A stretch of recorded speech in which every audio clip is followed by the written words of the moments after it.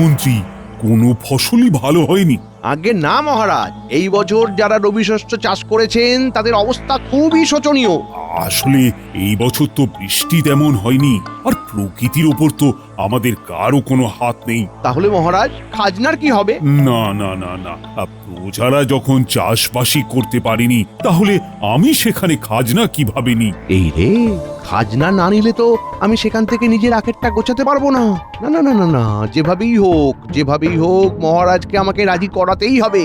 কিন্তু খাজনা না নিলে যে আমাদের রাজকোষ চালানো অসুবিধা হয়ে যাবে মহারাজ। সেটাও তো কথা। কি করা যায় বলো তো তাহলে? আমি বলছিলাম কি, সবার থেকে অল্প অল্প করে যদি খাজনা নেওয়া যায়, তাহলে মানে না না মহারাজ, এই পরিস্থিতিতে খাজনা নেওয়া মানে তো জেনে বুঝে সাধারণ প্রজাদের বিপদে ফেলে দেওয়া। ও গোপাল, কিছু একটা উপায় বলো, না হলে তো এই সমস্যার সমাধানই হবে না। দেখুন মহারাজ, যাই হয়ে যাক, প্রজাদের থেকে খাজনা নেওয়া যাবে না, কিন্তু আমাদের রাজকোষকেও ফাঁকা রাখা যাবে না। আমি একটা কথা ভাবছিলাম কি মহারাজ, ওই সামনেই তো শিবরাত্রি, তা আমাদের মাঠের পাশে যে শিব মন্দিরটা আছে সেখানে তো বহু দূর দূর থেকে প্রচুর লোক শিবের মাথায় জল ঢালতে আসেন। তা আমরা যদি সেখানেই কোনোভাবে একটা মেলার আয়োজন করতে পারি, তাহলে কিন্তু একটা মোটা অঙ্কের আয় সেখান থেকে উঠে আসবে মহারাজ। ব্যাপারটা একটু খুলে বলো তো গোপাল। মানে যারা যারা ওখানে দোকান দেবে তাদের থেকে আপনি কিছু অর্থ নিয়ে নেবেন, এতে রাজকোষও পূর্ণ হবে, সকলের রোজগার হবে, আর প্রজাদের খাজনাও দিতে হবে না। বাহ বাহ বাহ বাহ বাহ, এটা তো বেশ ভালো উপায়। ঠিক আছে, তাহলে রাজসভার কে কে ওখানে দোকান দিতে চাও? ওই মাঠে তো বাবার মাথায় জল ঢালতে প্রচুর লোক আসে। ওখানে যদি আমি ফুল ফল বেলপাতার দোকান দিই তাহলে তো প্রচুর টাকা লাভ হবে। হ্যাঁ, আর ফুল বেলপাতা কিনতে তো কোনো অর্থই লাগবে না, আর সবকিছুই তো কৃষ্ণনগরের বাগানে বাগানে পাওয়া যাবে। হ্যাঁ মহারাজ, মহারাজ, আমি আমি আমি আমি দোকান দিতে চাই। তুমি দোকান দেবে মন্ত্রী? হ্যাঁ মহারাজ, আমি কিন্তু দোকানটা দেবই। হ্যাঁ, ফুল ফল বেলপাতা বিক্রি করব। মন্ত্রী মশাই তো কিনে জিনিস বিক্রি করার লোক নয়, তার মানে কোনো না কোনো বাগান থেকে ঝেড়ে হাত সাফাই করে বিক্রি করবে। না, ব্যাপারটা খেয়াল রাখতে হবে। মহারাজ, আমি তাহলে এই এই ঘি, মধু, তেল, সলতে, ধূপকাঠি এইগুলোর একটা দোকান দেব। অতটুকু পর্যন্তই সমাপ্ত থাকো। ফুল বেলপাতার দিকে যেন তোমার নজর না পড়ে সেনাপতি। আমি তবে বিভিন্ন পাঁচনের দোকান দেব।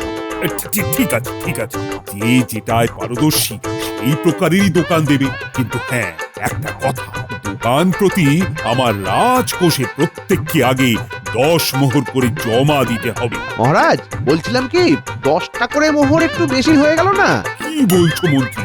শিবরাত্রির দিন কত লোক ওখানে ভিড় জমায় তোমার কোনো ধারণা আছে? তুমি যদি ওখানে ফুলবেল পাতার দোকান দাও তাহলে তো সব থেকে বেশি বিক্রি তোমারই হবে। হ্যাঁ, মানে ওই হবে কিছুটা।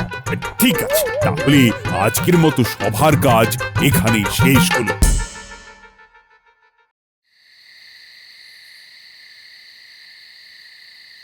বলি সবাই তাহলে আমাদের ওই শিব মন্দিরের পাশের মাঠে দোকান দিচ্ছে? এখনো পর্যন্ত তো সেরকমই কথা হলো।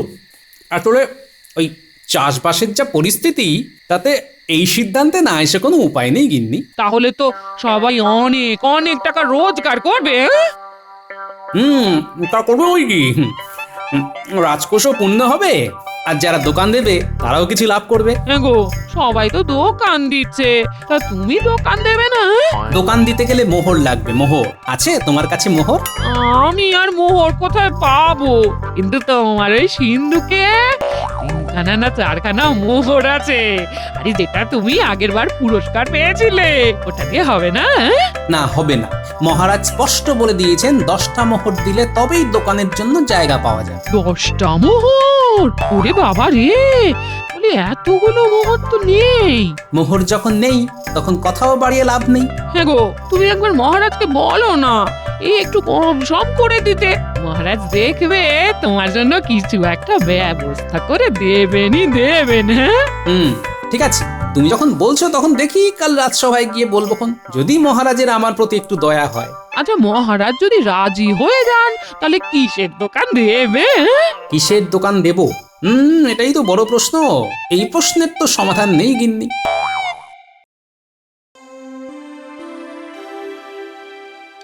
দাও দাও, এবার এক এক করে সবাই মোহর দাও তো, আর নিজেদের জায়গা বেশ ভালো মতো করে বুঝে নাও। এই যে মহারাজ, এই নি আমার 10খানা মোহর। মহারাজ, আমার কিন্তু মন্দিরের সামনেই জায়গা লাগবে, বুঝতেই তো পাচ্ছেন সবাই ফুল বেলপাতা নিতে আসবে। আচ্ছা আচ্ছা, বেশ বেশ, মন্দিরের সামনে তো অনেক জায়গা, বসে পড়ো না নিজের ইচ্ছে মতন। ধন্যবাদ মহারাজ, অনেক ধন্যবাদ, ধন্যবাদ।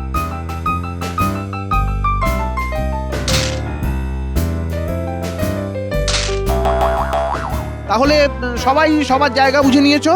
আগে হ্যাঁ মহারাজ। এ কি গোপাল, তুমি দাঁড়িয়ে আছো কেন? তুমি দোকান নেবে না?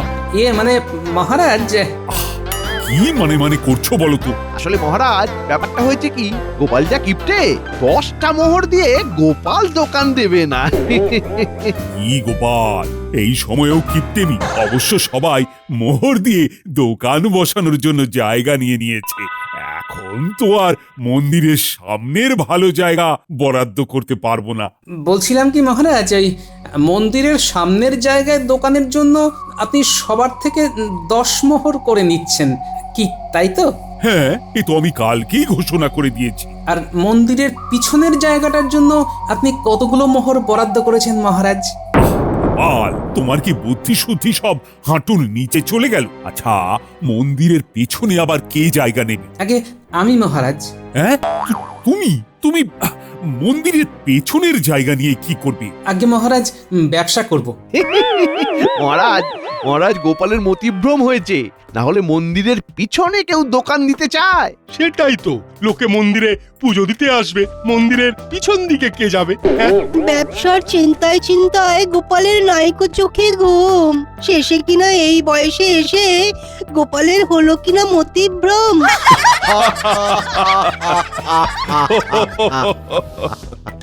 মহারাজ, এখানে সবাই কিন্তু আমাকে নিয়ে মস্করা করছে। আরে গোপাল, গোপাল, তুমি যা কথা বললে তাতে কি মস্করা না করে থাকা যায়?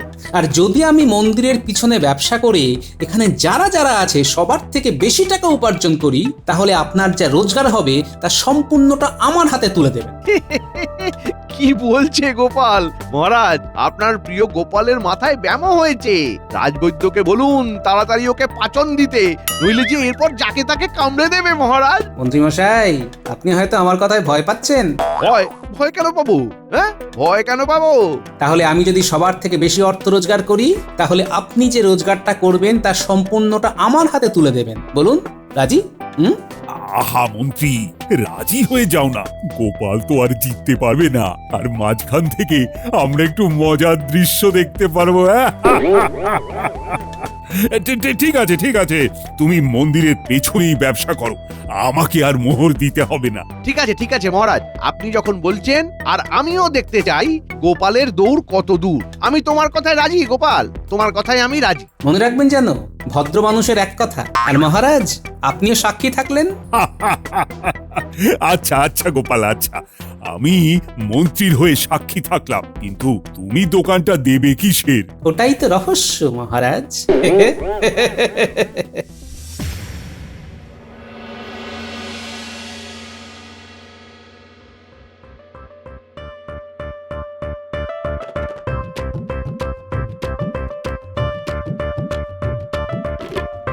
কি হে বিজ্ঞানী, সারাদিন চোখে এই যন্ত্রখানা লাগিয়ে কি দেখো বলো তো? আরে গোপাল যে, এসো এসো, তা একবার এই যন্ত্রখানা তোমার চোখে লাগিয়ে দেখবে নাকি? না না, ওইসব যন্ত্র টন্ত্র তোমারই কাজ, তুমি ওইসব দেখো আর বুঝে শুনে আমার জন্য একটা যন্ত্র বানিয়ে দাও দেখি। তোমার আবার কি যন্ত্র লাগবে? দুধ পরিশুদ্ধ করার যন্ত্র। পারবে বিজ্ঞানী? পারবে বানাতে? দুধ পরিশুদ্ধ করার যন্ত্র? হ্যাঁ হ্যাঁ, তা পারবো, কিন্তু গোপাল তুমি ওই যন্ত্র দিয়ে কি করবে? পরিশোধন করব, যাতে তরলের মধ্যে কোনো অশুদ্ধি থাকলে সেটা যেন পরিষ্কার হয়ে যায়। তুমি যে কি বলছো গোপাল, আমি তো কিছুই বুঝতে পারছি না। তুমি শুধু আমায় যন্ত্রটা বানিয়ে দাও, যা খরচাপাতি হবে আমি সব দিয়ে দেবো। হ্যাঁ আচ্ছা আচ্ছা, ঠিক আছে ঠিক আছে, আমি বানিয়ে দেব। তোমার মাথায় যে কি চলে তা একমাত্র তুমিই জানো। হ্যাঁ হ্যাঁ হ্যাঁ।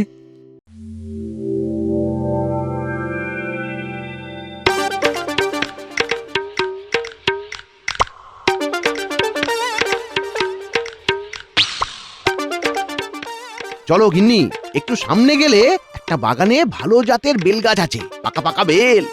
কিরে উল্টে পারবি তো? পারবো পারবো।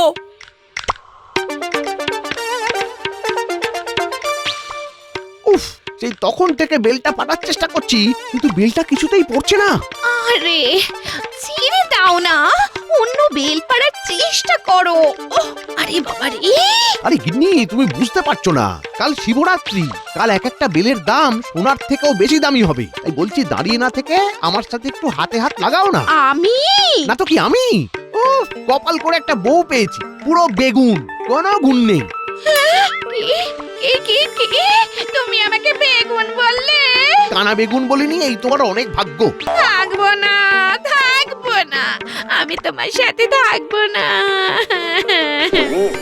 সারাদিন সংসারের হেসেল সামলে এখন নাকি আমি বেগুন? থাকবো না। আরে খেলা তো পুরো জমে উঠেছে। একটু ঘি ঢালতে হবে। থাকতে হবে না, কে তোমায় থাকতে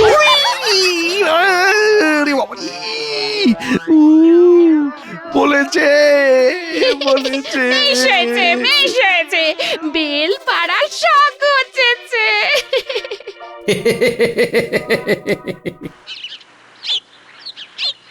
গিন্নি আমি চলাম। তুমি চললে কোথায়? হ্যাঁ, আরে গিন্নি ভুলে গেলে, কাল তো শিবরাত্রি, আমার দোকানের ব্যবস্থাটা করতে হবে তো।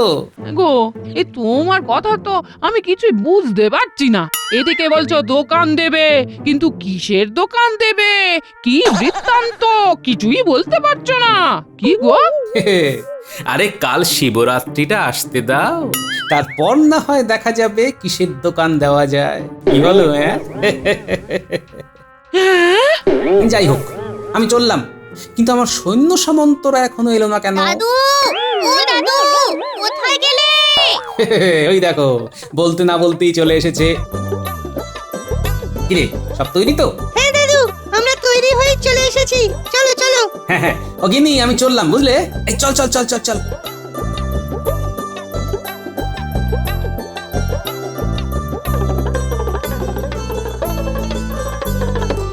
বাবা, সবাই কত বড় বড় দোকান দিচ্ছে। ও গোপাল দাদু, তোমার দোকানটা কোন দিকে হবে গো? আরে কোথায় আবার হবে? মন্দিরের আশেপাশেই হবে, তাই না দাদু? আগে না, আমার দোকানটা মন্দিরের পিছন দিকে হবে। হ্যাঁ নয়, হ্যাঁ নে তাড়াতাড়ি পা চালিয়ে আয় দেখি। হ্যাঁ হ্যাঁ হ্যাঁ, ব্যাস ব্যাস ব্যাস, হ্যাঁ ওখানে রাখ, ওখানে রাখ রাখ। হ্যাঁ হ্যাঁ হ্যাঁ। এই ওটা ওটা একটু সরাও তো ওখান থেকে, একটু সরাও। হ্যাঁ। আরে গোপাল যে, কোথায় চললে? মন্দিরের পিছনে দোকান দিতে নাকি? গোপাল, বিক্রি বাট্টা না হলে আমাদের ডাকতে সংকোচ করো না যেন। আমরাই না হয় তোমার দোকান থেকে কিছু একটা করে কিনে আনবো। হ্যাঁ, কি বলো সবাই? হ্যাঁ? গোপাল, গোপাল এখনো সময় আছে, একটু পাচন খাবে নাকি? মাথার ব্যামো কিন্তু সেরে যাবে। সবাই দেখছি আমাকে নিয়ে ভালোই মশকরা করছে। ঠিক আছে, করুক করুক, কিন্তু কথাই আছে ওস্তাদের মার শেষ রাতে।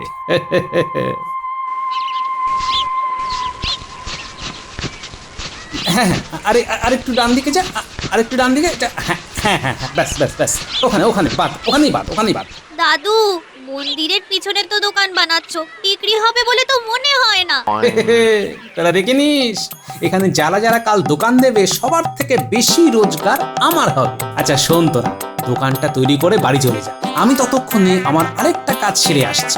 ও হ্যাঁ, আরেকটা কথা, কাল ঠিক সময় চলে আসিস। আচ্ছা ঠিক আছে দাদু।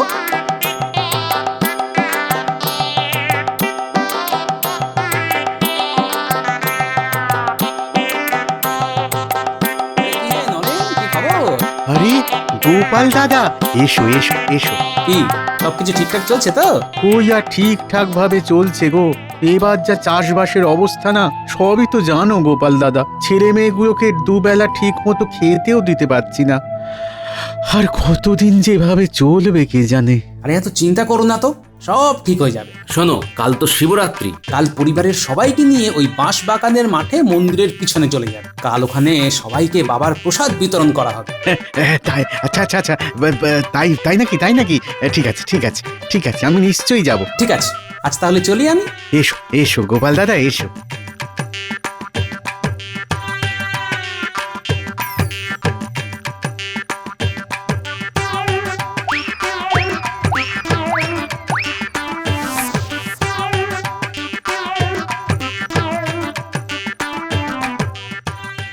উফ, বাবা রে, মোটামুটি সবার বাড়িতে বলা হয়ে গেল। এবার পা চালিয়ে বাড়ি ফিরতে হবে, অনেক বেলা হয়ে গেল।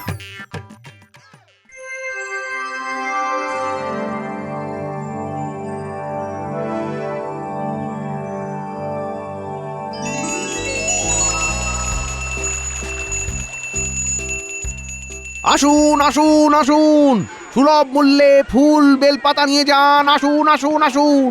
ও দাদা, ও দিদি, দূরে দাঁড়িয়ে কি ভাবছেন? তাড়াতাড়ি চলে আসুন আমার দোকানে, তাড়াতাড়ি চলে আসুন। এটা জোরে মাথায় বেলটা পড়লো, তারপর থেকে জোরে চিৎকারই করতে পারছি না, মাথাটা পুরো আলু হয়ে গেছে।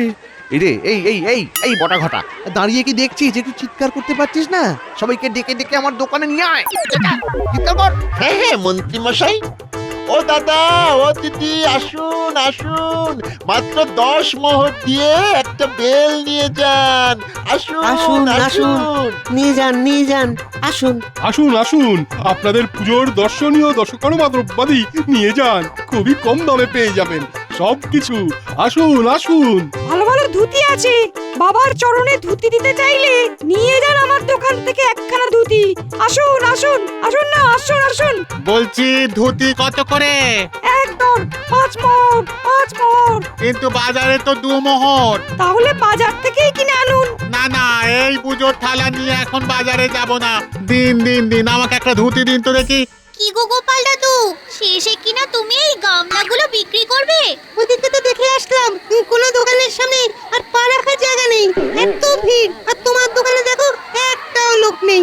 দাঁড়া দাঁড়া, একটু ধৈর্য ধর, একটু পরে দেখবি এখানে হাত পা কোনো কিছুরই রাখার জায়গা হবে না রে। এই মন্ত্রী, ব্যবসা বাণিজ্য কেমন হচ্ছে? খুব ভালো মহারাজ। আপনার বাবার মাথায় দুধ ঢালা হয়ে গেছে? হ্যাঁ হ্যাঁ, এই তো এক্ষুনি ঢেলে এলাম। আহ, বাবাকে আজ মন ভরে পুজো দিয়েছি। তা মন্ত্রী, গোপালের কি খবর, কিছু জানো নাকি? বটা ঘটা কিছুক্ষণ আগে গিয়েও দেখে এসেছে মহারাজ, গোপালের দোকানে একটাও লোক নেই, কয়েকটা ফাঁকা গামলা নিয়ে বসে আছে। হ্যাঁ, বলো কি, ফাঁকা গামলা? এই তাহলে তো দেখতে হচ্ছে, তা যাবে নাকি একবার? ঠিক আছে, চলুন তাহলে গিয়েই দেখে আসি টেকোটাকে। এই বটা ঘটা, তোরা দুজন আমার দোকানটা সামলা, আমি একটু আসছি। আচ্ছা মন্ত্রী মশাই।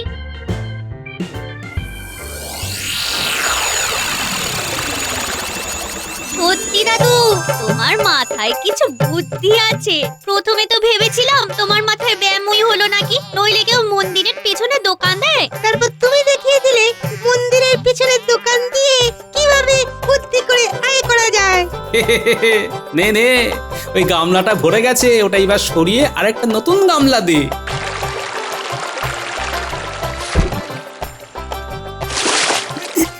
এ কি, এত দুধ, এত দুধ কোথা থেকে এলো? আরে মহারাজ যে, আসুন আসুন আসুন। না না গোপাল, তুমি আমায় বলো তো, এত দুধ তুমি কোথা থেকে পাচ্ছ? ওই যে ভোলে বাবার মাথা থেকে। কিন্তু তুমি এই বুদ্ধি পেলে কোথায়?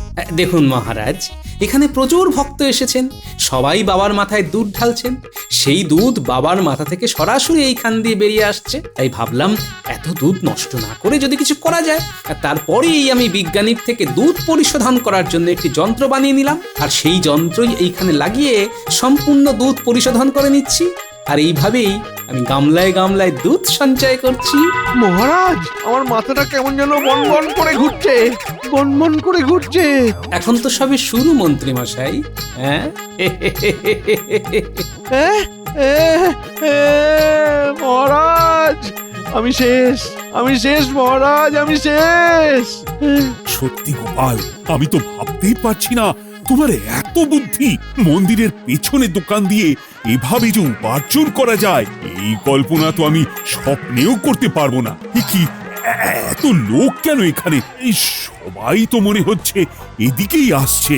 মহারাজ, বাবার প্রসাদী এই দুধ আমি সকল গ্রামবাসীর মধ্যে দান করে দিতে চাই মহারাজ, যারা এতদিন অনাহারে দিন কাটাচ্ছিল। তাই কাল সবার বাড়ি বাড়ি গিয়ে সবাইকে নিমন্ত্রণ করে এসেছি।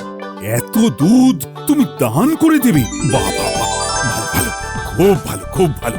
হ্যাঁ হ্যাঁ হ্যাঁ, দান করো, দান করো, সকলকে দুধ দান করো। সত্যি গোপাল, তোমাকে আমরা কিপ্টে বলে কতই না মস্করা করেছি, কিন্তু তোমার মতো এই মন সত্যি এই গোটা কৃষ্ণনগরে কারোর নেই। এই কৃষ্ণনগরবাসীর কথা তোমার মতো করে কেউ ভাবতে পারে না। এই নাও, ধরো, এখানে 10টা মোহর আছে। এটা আমার পক্ষ থেকে তোমার জন্য ছোট্ট একটা উপহার। ধন্যবাদ মহারাজ, ধন্যবাদ। কি মন্ত্রী মশাই, আমি তো আমার কথা রেখেছি, এবার আপনার কথাটা রাখুন। বলছিলাম কি গোপাল, অনেক কষ্ট করে সকাল থেকে দোকান দিয়েছি, কিছু অন্তত যদি আমায় দিতে। আজ্ঞে না, না না, পুরোটাই আপনার। এই, এ কি বলছো গোপাল? পুরোটাই আমার? তুমি কিচ্ছু নেবে না? কিচ্ছু না?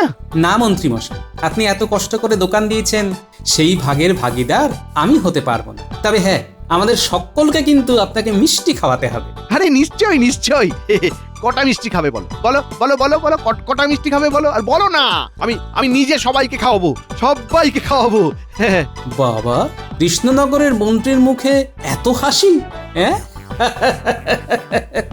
সত্যি গোপাল, তোমাকে যত দেখছি ততই অবাক হচ্ছি। তুমি গোটা কৃষ্ণনগরের গর্ব। আজকে আমি চিৎকার করে বলবো, জয় জয় গোপালের জয়। না মহারাজ, এই পবিত্র দিনে বলুন জয় মহাদেবের জয়। জয় মহাদেবের জয়। জয় মহাদেবের জয়। জয়।